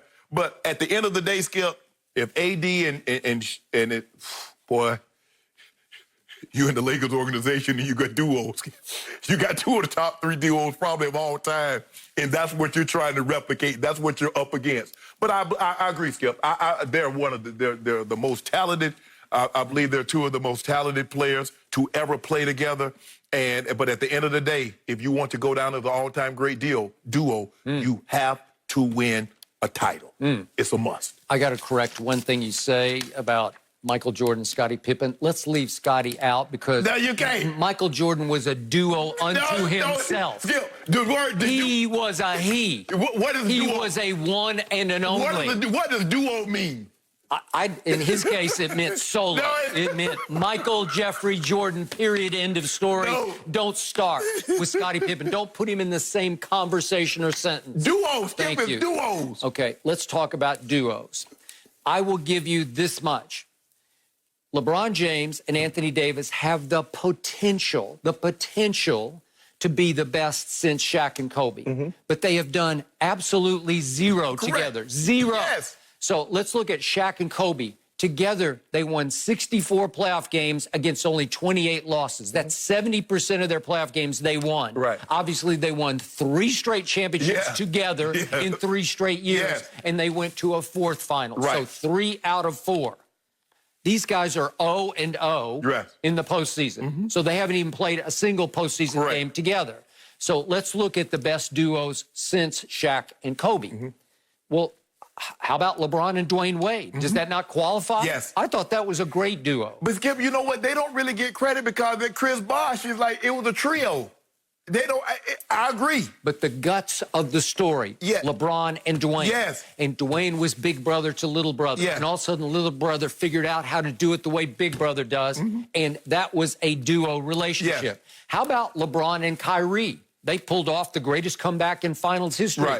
I thought they were a duo. I know they fell apart in the end, and maybe that disqualifies them. But that one year, was that a great duo? It was, but you know, Kevin Love. Well, really? Really? You're not going to put him in there? Yeah, but you know he gets swept up in there. Okay. How about Steph and Clay? I know there's Draymond, and then there was KD, you mean? No, I'm doing Steph and Clay. Okay. I'm doing pre-KD. Okay. But just Steph and Clay. Did they not qualify? They revolutionized basketball. Wasn't that a great duo? Yeah. Okay, I'm going to give them. So you ain't going to mention Draymond, huh? Well, I'll throw him in. But, you but it's like Kevin Love, you know? Okay. All right. Now let's get really serious. I know there were a big 3 in San Antonio, but the truth was the guts of that dynasty was the big man and the little man. It was Tim Duncan and Tony Parker. Don't they qualify as a great duo? Because Tony Parker won a finals MVP. He was the starter, along with starter Tim Duncan. Manu came off the bench. Well, don't cloud it. Don't muddy the water with a trio because that duo doesn't get enough credit. Tim Duncan and Tony Parker together won 4 championships. They won 1 more than Shaq and Kobe did. Well, can we go duo there? We can, Skip, but because Manu was a 6th man, so they get a big 3 treatment. Skip, people don't realize. People keep talking about Magic and Kareem. People don't realize how good James Worthy was, Skip. James Worthy was a Finals MVP. I'll buy that. And he had a 30-point triple-double in a Game 7 against the Celtics. People don't realize just how good James Worthy was. But he was spectacular. But he gets swept to, like you said, he get lost to the side like a lot of the other guys. But he was, obviously he's better than Chris Bosh, and he's better than some of the, a lot of the other 30. I think Derek Fisher was an underrated playoff player. He was a big part of those championships. I think Derek Fisher has the most playoff games, playoff wins, or something like that. Because think about it, 5, and he went to Utah. They were in the playoffs. So Derek Fisher was and he was a big-time shot maker. Skip. Remember that shot he hit against San Antonio? I still haven't recovered from that. But Skip, like you, at the end of the day, duos, however you want, you got to win. You have to win. Because what would have been a great duo? KD and Russ. In OKC, Skip. And by the way, speaking of KD and Russ, they qualify as a great deal. I know they didn't win a championship, but they got to 3 conference finals and 1 final. Okay. Well, they're pretty great. And just imagine had they just won one. If they could have just won 1 title, because you got a guy that averaged a triple-double for 3 straight seasons, an MVP. KD was an MVP, won 2 finals. MVPs. So just imagine where they would rank as far as duos had they won a championship together. It could have been special. But I do believe this is the most talented 2 guys since Shaq and Kobe. But ultimately, they will be judged by, can they hoist the trophy? Can they even overcome the underdog Clippers? Wait about that. Hold on. I can assure you, if we hold that trophy up, we've overcome them, okay? In which we will be doing virtually. We will celebrate virtually. You gave me 4.5 tonight. That's okay. I'm good. You're not good. You're going to be leading. You don't even realize how much trouble you in, Skip. The Zoom parade, Shannon, right? That'll be what you do to celebrate all this? Okay. Well, you said it. They got to win. It starts tonight. AD and LeBron. We all cannot wait. No mercy. All right, Dana White celebrated his birthday with a special Tom Brady Buccaneers jersey-themed cake. Tom Brady reposted pictures of Dana White with the cake, saying that he loved it. And Shannon, I know your birthday was about a month ago, but we could still get you a Tom Brady cake. How cool is this? How cool is this, Shannon? Well, Skip, look, Dana's a big Patriots fan, but he's a bigger Tom Brady fan. So I'm not shocked that Dana did this. I mean, remind me of something else I know. You know, once upon a time, I might have got a special, a special type of cake. Anybody got my cake? Can we see my cake? Look at the cake. Yeah, that's what I'm talking about right now. Old Goat James cake, a little goat cake. La Gloat? No. That's you, La Gloat. What's wrong, Skip? Look, that was a pretty good cake, though. You did a good job with that one. You did a good job with that one. I love that one.